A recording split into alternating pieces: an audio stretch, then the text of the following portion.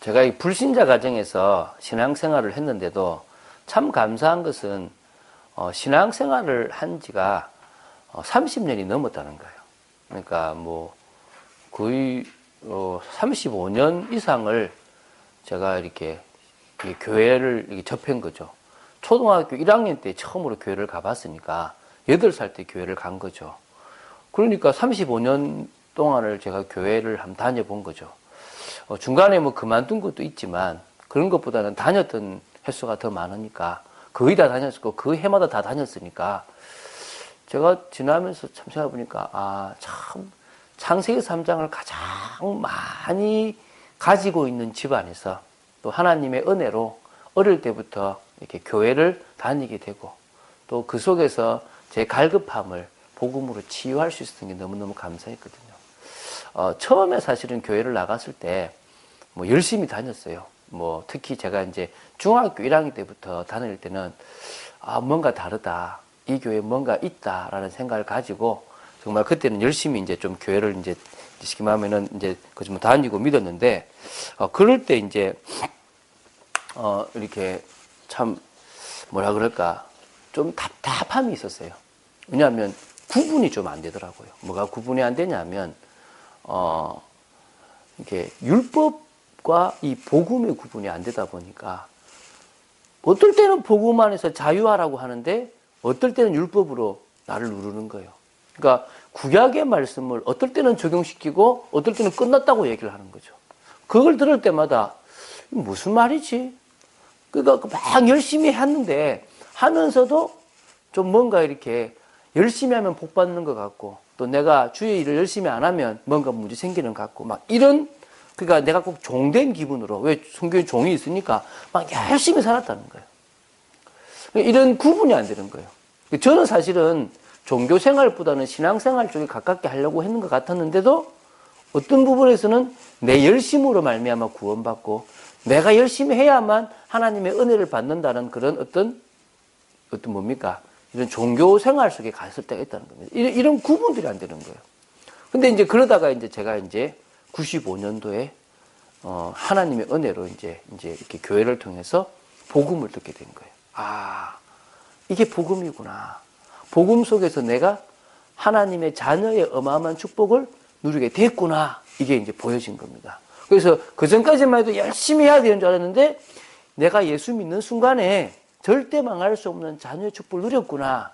그러고 나서 이제 구약을 딱 보니까 이게 율법인데 율법을 뭐 안 지켜야 된다. 이제 지키지 않아도 된다. 이런 개념이 아니라 이게 율법이고 이 부분이 안 되기 때문에 예수님이 복음으로 오셨구나라는 이해가 되는 거예요. 그 뒤로 뭐냐면 율법 중에서 끝난 게 있는 겁니다. 제사 안 지내도 되는 거죠.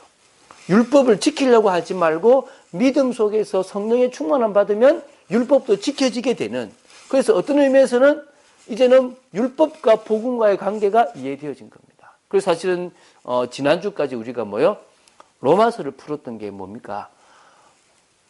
어설프게 하는 복음 말고 율법과 복음과의 관계 속에서 명확하게 선이 꺼지는 복음을 알아야 된다라는 게 지난주까지 이야기했습니다. 그리고 나서 이제 보니까 제가 열심히 하는 종교 생활이 아니라 예수 그리스도를 믿음으로 말미암아 새 생명을 얻고 드리는 신앙생활이 되어진 거예요. 그러니까 복음으로 말미암아 내 인생이 바뀌어버리니까 생명 가진 자의 축복을 누리게 되더라는 겁니다. 아멘입니까? 이게 중요한 거예요. 우리가 누가 뭐라든지 간에 우리가 착각 속에 있는 게 아니라 정상 속에 있다는 걸 아셔야 됩니다. 그리고 더 정상의 사람으로 바뀌어서 가는 겁니다. 옛날에는 제가 되게 이렇게 틀이 많았어요. 제가 저희 막내딸을 보면 제가 저 정도 틀이 있었겠구나 생각이 들어요. 정말 틀이 많아요. 이렇게 같이 있으면 저도 한 번씩 열이 확 뚜껑이 열려요. 그러니까 저를 통해서 많은 사람들이 얼마나 뚜껑이 열렸겠는가 이런 생각이 들 만큼. 그런데 이제 그렇게 했던 제가 바뀌었어요, 이렇게. 저는 저희 막내딸을 볼 때 충분히 복음 속에서 누구보다도 바뀔 확률이 많다. 근데 저는 좀 드러나게 표가 많았었어요. 근데 저희 아내는 표 안 나게 자기 게 있는 거예요. 또 다른 사람 볼 때는 없는 것 같은데 아주 센 게 있는 거죠. 각자가 다 있더라는 거예요. 저분은 저것 때문에 나름대로 응답도 받지만 저것 때문에 망하는구나. 이런 것들이 보여지는 겁니다. 그래서 이제 종교생활과 신앙생활. 내가 내 열심으로 행위를 가지고 뭔가를 이뤄보려고 하는 건 종교생활. 뭐죠? 새 생명을 얻게 되고 거듭나서 하나님 주신 힘으로 하는 신앙생활. 오늘 우리는 맞자고요? 신앙생활을 해보자는 겁니다. 믿습니까? 그래서 하나님께서 그런 신앙생활을 할 수 있도록 우리에게 누굴 주셨다? 예수 그리스도를 보내주셨다는 거죠. 근데 그 예수님께서 제자들을 쭉 데리고 가시다가 빌립보 가이사라라는 지방에 이르러셔가지고 거기서 이제 제자들에게 뭘 하냐면 야, 사람들이 나를 누구라고 하냐라고 물으셨고 그러면 너희들은 왜 나를 누구라고 하느냐라고 또 물으신 겁니다. 이게 상당히 중요한 거거든요. 이 빌립보 가이사라 지방이란 말은 빌립보라는 헤롯 왕과 가이사라라는 누굽니까? 황제의 이름을 가지고 만든 거예요. 예를 들면 러시아에 보면 빼제르부르크라는 지방이 있어요. 근데 그 빼제르부르크라는 지방을 소련이 되면서 이름을 바꿨어요. 레닌그라드로. 들어보셨죠? 레닌그라드. 레닌그라드가 뭐냐면 레닌이 그 광장에서 혁명을 일으켰다고 해서 레닌그라드가 되는 거예요. 근데 원래 이름은 뭐냐면 빼제르부르크인 거예요. 지금은 그 과거 이름을 찾아갔어요. 근데 소련이라는 그 나라 때는 그곳이 뭡니까? 상징적인 곳이 되는 겁니다. 이곳이 뭐냐? 레닌이 혁명을 일으킨 곳이다 라고 되는 거예요. 그럼 그처럼 뭐냐면 다른 지방의 이름을 가졌던 이곳을 이제 뭐냐면 헤롯 황제와 가이사라 이름을 따서 빌립보 가이사라가 된 거예요. 이게 뭐냐면 이 헤롯은요 에서 출신이에요. 에돔 출신이에요. 그러니까 다시 말하면 야곱 이스라엘 집안이 아니고 야곱의 형인 에서의 후손이에요. 근데 이 사람이 정치적인 아주 야심을 가지고 뭘 했냐면 그 가이사라의 황제가 지나간다는 걸 알고 그 길목에 서서 제사를 지낸 겁니다. 누구한테 제사를 지냈냐? 황제한테. 왜 황제 제사를 지냈냐면 당신 황제는 신이라는 거죠. 그래서 이 황제가 감동을 먹어가지고 이 헤롯 왕제, 이 헤롯 빌립보의 소원을 들어줘가지고 이스라엘을 다스리는 왕으로 세워버린 거예요. 그리고 그곳을 뭐라고요? 빌립보 가이사라 지방이라 이름을 지은 거예요. 아주 정치적인 거죠. 아주 뭡니까? 지금 기회주의가 있고 아주 뭡니까? 뭔가 이렇게 세상적인 그곳에서 예수님께서 사람들이 나를 누구라 하느냐라고 물으신 겁니다. 그럼 너희들은 나를 누구라고 하느냐고 묻는 거죠. 지금도 우리는요, 교회를 다니고 있는데 큰 교회, 안정된 교회, 내한테 이익이 되는 교회를 다니려고 하고 있습니다. 그러면 주님이 그곳에서 물으시겠죠. 너는 왜 예수를 믿냐? 넌 나를 누구라 하느냐라고 물으시겠죠. 오늘 우리는 작은 교회에서 시작하지만 그리스도가 누구고 예수가 누군지를 알고 시작하는 축복의 저희들 되길 바랍니다. 첫 번째 우리가 좀 먼저 볼게요. 오늘 제목은 예수는 그리스도라는 거지만 첫 번째 봐야 될 게 이 비밀을 모르고 신앙생활하는 사람이 많다는 겁니다. 예수님을 잘못 알면서 신앙생활하는 사람들이 많다는 겁니다. 그러니까 그들에게 뭐가 없느냐? 응답도 없고 그들에게는 하나님의 능력, 힘도 없다는 겁니다. 여기 보면 묻습니다. 예수님께서 뭐라 묻냐면 사람들이 인자를 누구라 하느냐. 인자라는 것은 다니엘 7장에 인자와 같은 자가 인자가 온다 그랬거든요. 그 누가 온다 말입니까? 바로 메시아 그리스도가 온다는 겁니다. 근데 사실은 그 부분을 모르니까 이제 인자로만 알고 있었던 거죠. 그래서 인자를 누구라 하느냐, 그러니까 나를 누구라 하느냐라고 물으신 거죠. 그러니까 14절에 더러는요 세례 요한, 더러는 엘리야, 어떤 이는 예레미야나 선지자 중에 하나라 하나이다. 세례 요한이 죽었다가 살아났다고 합니다. 어떤 사람은 엘리야, 하나님께서 엘리야를 보내겠다고 했는데 그 엘리야가 왔다라고 합니다. 예레미야로 눈물을 흘리고 구제하는 그런 사람으로 이해하는 사람도 있고 지금까지 왔던 많은 선지자 중에 한 사람 아니겠냐라고 이해하는 사람도 있습니다. 라고 물은 겁니다. 대답을 한 겁니다. 그러면 세례 요한은 뭐냐면 틀린 사회, 잘못된 사회, 부정부패가 가득한 사회를 바꾸시는 예수님이란 거예요. 지금 이 세례요한식 신앙생활 하는 사람들이라면 뭡니까? 당연히 일어나가지고 박근혜 대통령 물러나야 된다. 최순실 처단해야 된다. 우리나라의 부정부패를 바꿔야 된다. 저 경제, 저 기업인들의 아주 횡포를 없애야 된다. 가난한 사람이 없게 해야 된다. 이런 식으로. 예수님은 성전을 채찍 만들어가지고 다 치고 정결하게 하셨다. 이런 식의 얘기를 하는 겁니다. 예수님이 틀린 걸 말씀하신 게 있습니다. 바리새인 보고 이 독사의 자식들아! 라고 하시기도 하셨고 성전을 갈아엎기도 하셨다는 거죠. 그러니까 예수님이 이런 식의 신앙생활을 이런 식을 이걸 위해서 오셨다라고 생각하고 이쪽에 방향 맞추어서 신앙생활을 하는 사람도 있습니다. 우리나라의 대표적인 게 이제 한신대학교에 있는 기독교 장로회 이 기장책이라고 하기도 하죠. 이쪽에서 주로 그러니까 기독교 감리회, 기독교 선교회 이쪽은 대부분 좀 보면 이렇게 좀 사회운동 쪽에 많이 조금 치우쳐 있는데요. 그런 식으로 사회운동을 주로 하는 뭐 데모를 하기도 하든지 잘못된 걸 바꾸는 시민단체와 연계해서 뭔가를 하는 단체로 이해하기 쉽습니다. 두 번째는요, 엘리야 같다라고 얘기합니다. 이건 무슨 말입니까? 신비한 역사를 일으키시는 예수님으로 알고 있는 거죠. 방언하고 예언하고 또 뭡니까? 막 성령의 체험을 하고 막 그것에 감동하고 막 울고 막 그러면서 어떤 신비한 걸 보고 이런 중요한 거죠. 왜? 하나님의 능력은 신비한 겁니다. 하나님의 능력은 못하실 게 없습니다.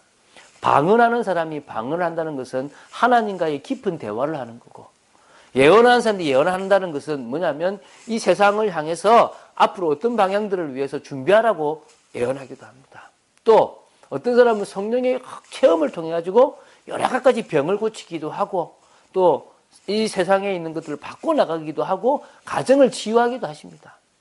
분명히 그리스도 안에는 신비한 일이 있습니다.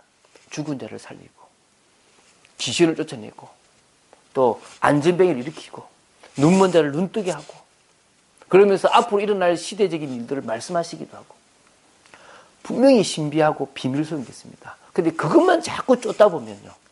어떤 일이 벌어집니까? 문제가 오는 겁니다. 뭐죠? 하나님이 그 신비한 걸 왜 주셨는지를 놓쳐버린 겁니다. 많은 기도원들이요. 은사가 있었어요. 치유 은사. 그리고 불밖에 하고 막 치유했는데요. 거기에 많은 사람들이 모여가지고 그 원장님들이 왜 하나님이 그런 치유의 은사를 주셨는지를 놓쳐버린 겁니다. 그래서 기도원 운동으로 크게 발전해 버렸지 사실은 뭐가 안 된 겁니까? 전도하고 선교하고 이게 안 된 겁니다. 예수님은 어디 가든지 병든 자를 고치고 귀신들을 내쫓으시면서 복음을 전파하셨습니다. 이게 이 신비한 역사를 주는 건데 복음 전하는 하나님의 계획을 놓쳐버리고 신비한 역사만 자꾸 체험하고 그 속에 있으려고만 하는 잘못된 신앙들이 생겨져 버린 겁니다. 예수님께는 그런 일이 분명히 있지만 예수님은 그런 병 고치고 또 신비한 일을 하기 위해서만 오신 분은 아니라는 걸 아셔야 됩니다. 세 번째는요. 예레미야 같다라고 합니다. 이건 뭡니까? 구제하고 사랑하며 좋은 사회를 만들어가는 예수님을 생각하는 겁니다. 그러니까 이 예레미야가 그 포로로 가기 전 멸망고 시기에 눈물을 흘리며 애가를 짓기도 하고 그들을 향해서 여러 일들을 했다고 생각합니다. 지금도요, 교회는요, 아니, 교회가 말이라 가난한 사람 도와주고, 교회가 구제하고, 교회가, 사랑을 베풀어야지, 왜 그러냐? 이렇게 얘기합니다. 맞습니다. 당연히 해야 됩니다. 앞으로 참빛교회는 구제하는 일을 할 겁니다. 참빛교회는요, 복지에 힘을 쏟을 겁니다. 돈 받아서 복지하는 거 말고, 진짜 어떤 의미에서 우리가 헌신하고 봉사하는 가운데서 해야 됩니다. 그래서 저는 저희 아내가 복지사 자격증 따는 거 하나님 나중에 쓰시지 않겠나 생각합니다. 필요합니다, 그런 거. 그렇게 해서 돈을 막 벌기 위한 교회 부흥이 아니라 사회에 그리스도의 사랑을 실천해야 됩니다. 그러나 중요한 것은요, 인간이 중요하기 때문에 인간에게 이렇게 사랑을 실천하는 게 아닙니다. 하나님이 인간을 구원하시기 원하시기 때문에 그 하나님의 사랑을 전달하기 위해서 처음에 뭐죠? 구제도 하고 봉사도 하고 복지도 하는 겁니다. 근데 뭐가 바뀌었죠? 주객이 바뀌어버렸습니다. 밥을 퍼주는 목사님, 뭔가 막 이렇게 막 남을 위해서 베푸는 그런 분들은 되게 좋다고 얘기합니다. 필요합니다. 계속 밥 얻어먹게 하면 안 됩니다. 계속 그분들에게 봉사만 하는 게 아니라 정말 그리스도의 사랑을 전해서 그분들로 하여금 새 생명을 얻게 하고 더 이상 밥 얻어먹을 존재가 되는 게 아니라 오히려 또 다른 사람에게 베풀 수 있는 사람으로 만드는 그 일이 있어야 되는 겁니다. 맞죠? 그죠? 그리고 이제 네 번째, 선지자 중에 하나라고 합니다. 다시 말하면 하나님 앞에 서기 위해서는 계명을 열심히 지키고 또 말씀을 따라가는 중에 구원을 받게 된다. 그래서 그 구원을 주시는 예수님으로 종교식 어떤 신앙생활을 생각합니다. 맞습니다. 우리가 말씀을 지키고 계명을 지켜야 됩니다. 그러나 새 생명을 얻고 믿음 안에서 지키지 않는다면 바리새인처럼 열심으로 흘러가 버리는 틀린 신앙생활이 되어진다는 겁니다. 저는 진짜 교회에서요 봉사 엄청 했거든요. 뭐 저희 아내도 봐서 알겠지만 저는 진짜요 그렇게 하면 복 주는 줄 알았습니다. 근데 복은 웬걸 힘들더라고요. 지금 제가 받는 복이 더 큽니다. 봉사 안 하냐? 더 합니다. 근데 그게 중요한 게 아니라 내가 새 생명, 그 속에 있는 하나님 자녀의 신분 권세를 누리니까 그보다 더 큰 게 없다는 겁니다. 믿습니까? 인생의 근본을 바꾸는 게 중요한데 이런 네 가지 신앙생활로는 인생의 근본을 바꿀 수 없습니다. 외적인 것을 바꿀 수 있고 뭔가 조금 사람에게 도움을 줄 수는 있을지 모르지만 예수님은 그 근본을 바꾸고 내적인 변화, 잃어버렸던 하나님의 형상을 회복하시기 위해서 오셨습니다. 그래서 오늘 우리 두 번째로 뭐라고요? 예수님은 누구신가? 이 부분에 대해서 우리는 알아야 됩니다. 제가 세 가지로 이렇게 적었습니다. 첫 번째 뭐라고요? 예수님은 누구라고요? 하나님이십니다. 이게 우리 고백돼야 돼요. 요한복음 1장 1절부터 14절에 물론 빌립보서 2장에도 나오고 성경 군데군데 나오지만 요한복음 1장에 잘 나와 있습니다. 태초에 말씀이 계시니라. 이 말씀은 하나님과 함께 계셨으니 이 말씀은 곧 하나님이시니라. 그러니까 태초에 계셨던 말씀은 하나님과 함께 계셨기 때문에 하나님이십니다. 여기서 우리가 뭐가 나오냐면 아니 태초에 말씀이 계시는데 이 말씀은 하나님과 함께 계셨다. 그럼 하나님이란 분도 계셨고 말씀이란 분도 계시는데 하나님과 함께 계셨으므로 이분도 하나님이래요. 이건 좀 뭔 말이냐? 그래서 우리는 뭘 믿습니까? 삼위일체를 믿습니다. 성부 하나님, 성자 하나님, 성령 하나님이 계신데 나중에 나오겠지만 이 말씀은 성자 하나님이시라는 겁니다.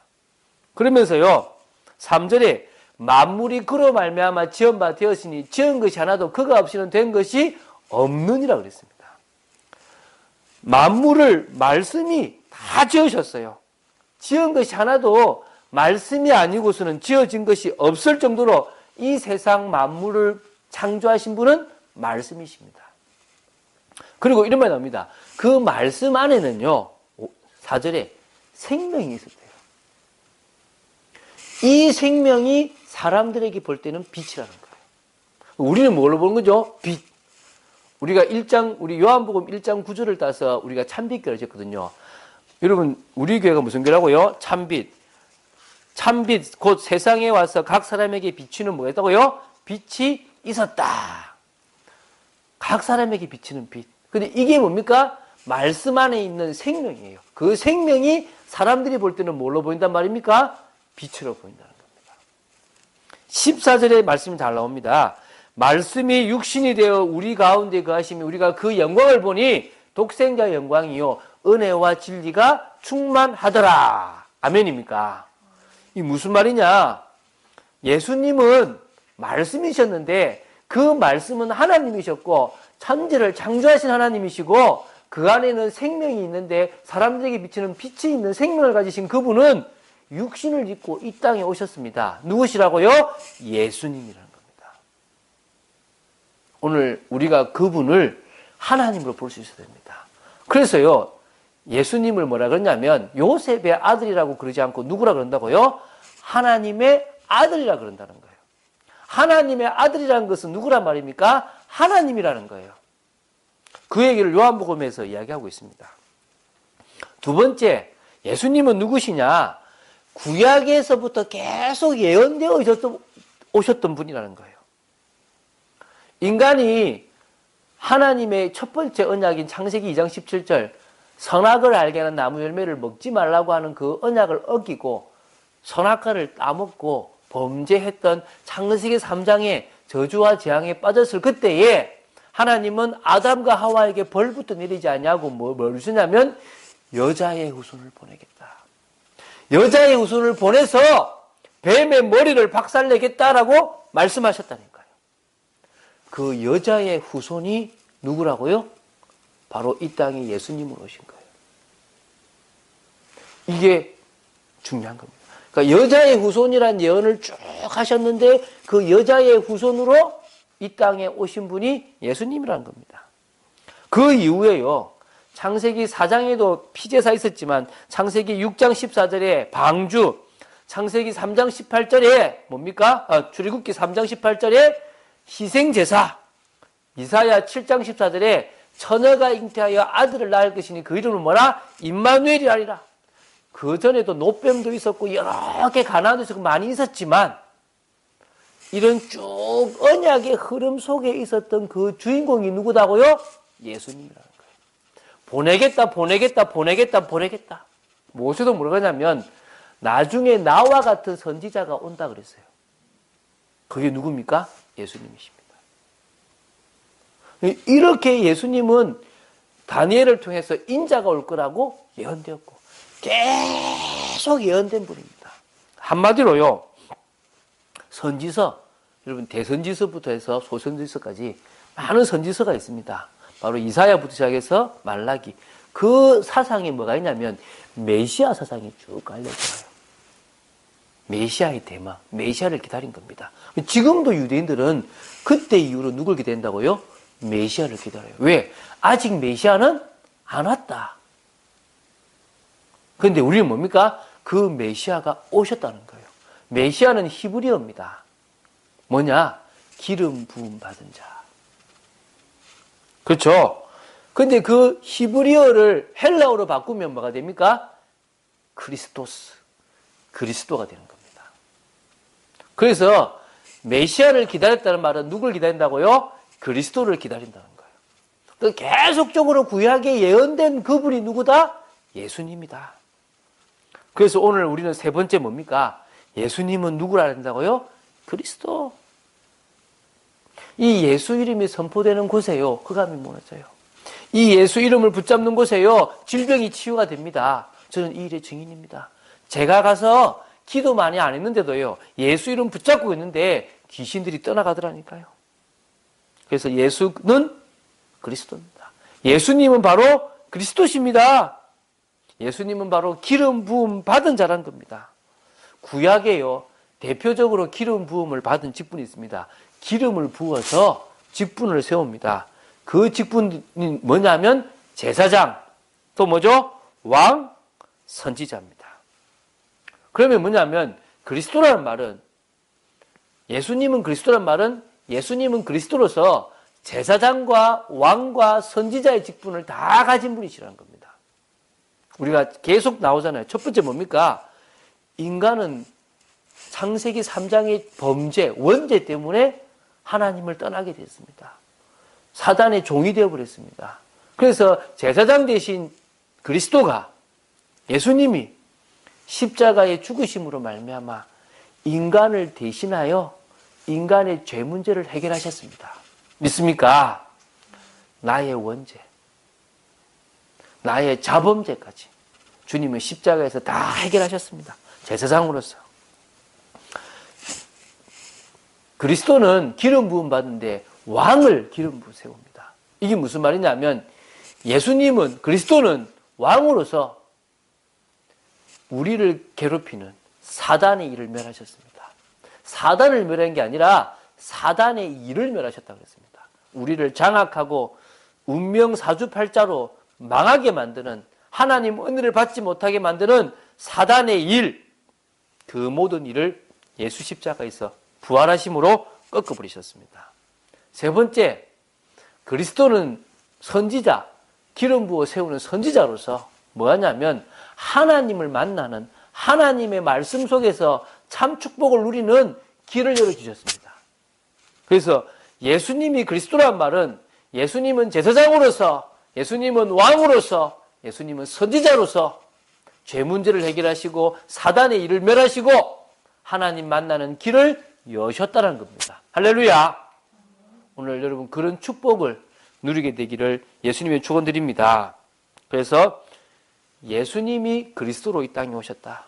그래서 예수님이 그리스도로 오셔가지고 십자가에 죽고 부활하심으로 그리스도의 일을 하셨다. 인간의 근본 문제를 해결하셨습니다. 오늘 고백하시기 바랍니다. 여러분이 예수는 그리스도다 고백하는 순간에 여러분의 인생의 문제가 창세기 3장임을 고백하는 것이고 그 문제를 해결할 수 있는 유일한 길이 그리스도밖에 없음을, 예수님밖에 없음을 고백하는 겁니다. 그래서 예수님을 그리스도로 고백하고 증거하는 것이 중요합니다. 오늘 보십시오. 15절에 이르시되 너희는 나를 누구라 하느냐. 시몬 베드로가 대답하여 이르시되 주는 그리스도시요 살아계신 하나님의 아들이시니이다. 이게 지금 베드로의 고백입니다. 하나님이 기뻐하시는 고백입니다. 예수님이 기뻐하시는 고백이죠. 그래서 예수께서 대답하여 이르시되 봐 요나 시몬아 네가 복이 있도다. 이를 내게 알게 하니는 혈육이 아니요 하늘에 계신 내 아버지시니라. 여러분 우리가요 하나님의 은혜로 말미암아 예수님이 그리스도인 것이 깨달아진 겁니다. 그게 복이래요. 다른 게 복이 아니라 뭐요? 예수가 그리스도이심을 깨닫는 그 자체가 뭐라고요? 복입니다. 믿으시기 바랍니다. 그러면서 이제 18절부터 뭐 하냐면 복을 주십니다. 또 내가 내게 이르노니 너는 베드로라. 내가 이 반석 위에 내 교회를 세우리니 음부의 권세가 이기지 못하리라. 내가 천국 열쇠를 내게 주리니 내가 땅에서 무엇인지 매면 하늘에서도 매일 것이요 내가 땅에서 무엇인지 풀면 하늘에서도 풀리리라. 오늘 예수님께서 그리스도를 고백하는 베드로에게 주신 복은 우리에게 주신 복입니다. 믿습니까? 첫 번째 뭡니까? 반석 같은 축복. 우리의 그 믿음의 고백을 반석처럼 흔들리지 아니하는 든든한 기초로 만드시고 그 위에, 그 믿음의 위에, 기초 위에 주님의 교회를 세워나가십니다. 할렐루야. 참빛교회는 어떤 교회? 주는 그리스도시요 살아계신 하나님의 아들이십니다라고 고백하는 제자들이 모인 이곳에 주님이 세워나가시는 주님의 교회인 줄 믿으시기 바랍니다. 우리가 이 고백 계속하면요 하나님은 당신의 교회를 세우십니다. 저는 계속 고백하잖아요. 주는 그리스도시요 살아계신 하나님의 아들이심을 고백한다고 제가 기도할 때 처음 하잖아요. 그죠? 여러분 고백하시기 바랍니다.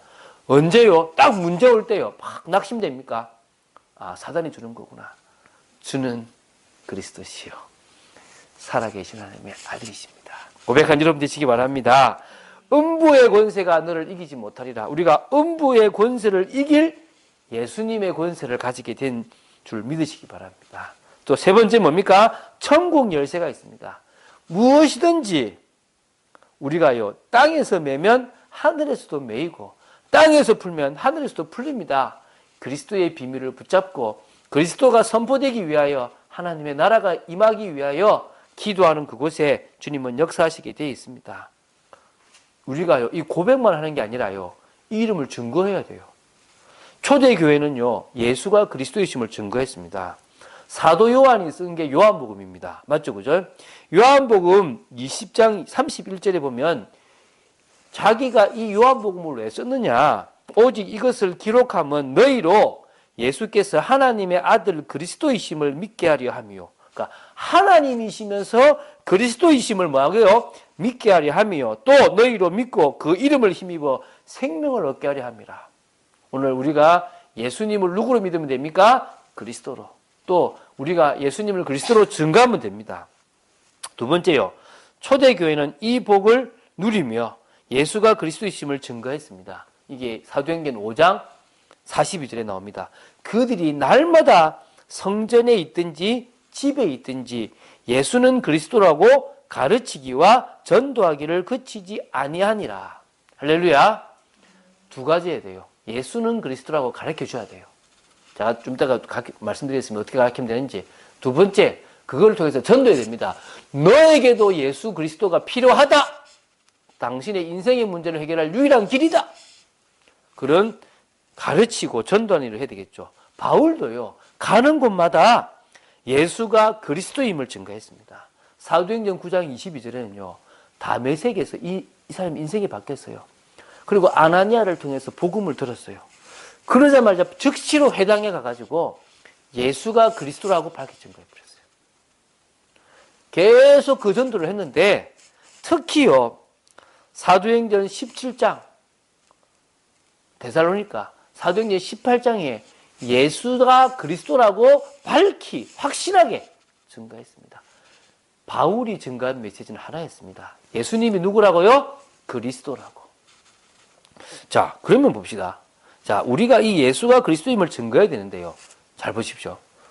아무 때나 가지고, 야, 예수가 그리스도래.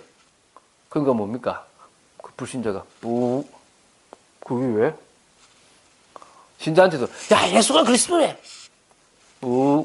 나 아는데? 그렇게 얘기하면 안 되는 거예요. 두 가지가 있겠죠. 뭐냐면, 신자에게 하는 게 있겠고, 불신자에게. 뭐냐면, 교회를 다니거나, 신앙생활 하는 사람들한테는, 저는 그렇게 해요.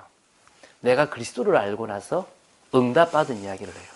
그리스도 모르고 열심히 교회 다녔을 때의 힘들고 어려움, 자녀의 축복을 누리기보다는 종으로서 열심히 일하는 종교 생활에 그쳤던 것.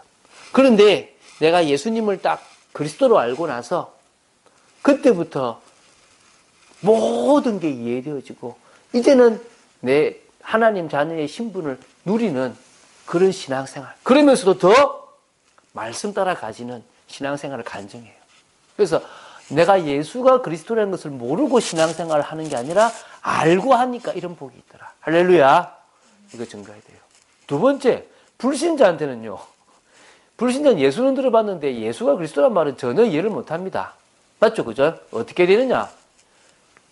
불신자 상태를 쭉 이해하는 겁니다. 불신자들이 고통받고 있는 게 있지 않습니까?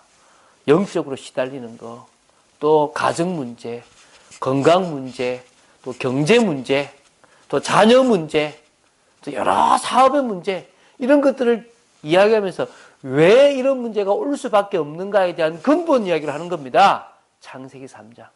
그 창세기 3장을 해결하러 하나님께서 보내신 분이 누구다? 그리스도다. 그 그리스도로 누가 왔다? 예수가 오셨다. 할렐루야. 이렇게 딱 전하면요. 그분이 이해를 해요. 믿든 안 믿든 그 누구 사정이다? 그분 사정이다. 우리는 다 믿게 하는 게 중요한 게 아닙니다. 뭐 해야 된다고요? 믿게 하는 게 중요한 게 아니라 전하는 겁니다. 예수가 그리스도라고. 자, 예수가 그리스도이기 위해서 우리가 이제 시간 좀 지났는데 결론적으로 하나만 알면 돼요. 무슨 얘기냐? 이 예수 그리스도가 나의 주가 돼야 돼요. 저는 세 가지 이야기합니다. 첫 번째 뭐냐면 예수는 그리스도다. 맞죠? 두 번째, 그 그리스도는 그리스도다. 세 번째, 그 그리스도가 나의 주다. 자, 이게 이해가 되겠죠? 예수는 그리스도라는 말은요, 일반적인 거예요. 아, 예수님이 인생 문제 해결했다. 창세기 3장 문제 해결했다. 근본 문제 해결했다. 근데 중요한 건요, 그리스도가 안 돼요. 이게 무슨 말이냐? 그 그리스도가 나의 문제를 해결한 그리스도가 안 된다는 거예요. 이 말 이해가십니까? 여러분의 문제를 해결한 그리스도예요. 혹시 여러분도 모르는 무능이 있습니까? 여러분도 모르는 열등감이 있습니까? 여러분도 모르는 상처가 있습니까? 그 문제를 해결하신 그리스도입니다. 나의 문제를 해결하신 그리스도. 제가 1월에 신방을 갔거든요. 권사님이 그런 얘기를 하시는 거예요. 뭐라냐면, 우리 남편이 아주 어릴 때부터 가지고 있던, 그래서 정말 이거 못 넘었던 그 부분을 그리스도로 뛰어넘었다는 거죠. 그 무슨 말입니까? 그리스도가 나의 그리스도가 됐다는 겁니다. 이게 중요해요. 혹시 여러분, 남한테는 계속 말 못하는 문제 있습니까? 그러면서 자꾸 포장하는 게 있습니까? 그건 그 그리스도가, 누구의 그리스도가 안 되고 있다는 거예요? 나의 그리스도가 안 된다는 거예요. 하나님은 예수님 그리스도를 통해서 나의 이 문제까지도 뛰어넘게 하시는구나. 계속 찾아나요. 그러면요, 그때부터 뭐가 되냐? 이 그리스도가 나의 주가 됩니다. 오늘도 내 인생을 책임지는 주. 요거를 매일 정시기도 시간에 매 순간 고백한다면 하나님이 우리 삶 속에 뭘 주십니까? 증거를 주실 겁니다. 이번 주간에 이 축복을 누구보다도 사실적으로 누리고 성경 66권을 통하여 예수가 그리스도, 그리스도가 그리스도, 그리스도가 나의 주라는 사실적인 고백이 되어지기를 예수님의 이름으로 축원드립니다. 기도하겠습니다. 주는 그리스도시요 살아계신 하나님의 아들이심을 고백합니다. 예수님께서 그리스도인 사실을 알게 하심을 감사합니다. 아버지 하나님, 이제는 예수님이 그리스도인 것을 알고 하는 신앙생활 되도록 지켜주시옵소서. 그 정도가 아니라 그 그리스도가 나의 그리스도가 되게 하시며 그 그리스도가 나의 주가 되는 참된 축복을 누리는 인생 되도록 지켜주시옵소서. 하늘과 땅의 권세로 역사하실 주님을 바라봅니다. 오늘 우리의 믿음의 고백 위에 교회를 세워주시며 전도의 문을 열어주시옵소서. 주 예수 그리스도 이름으로 기도드립니다. 아멘.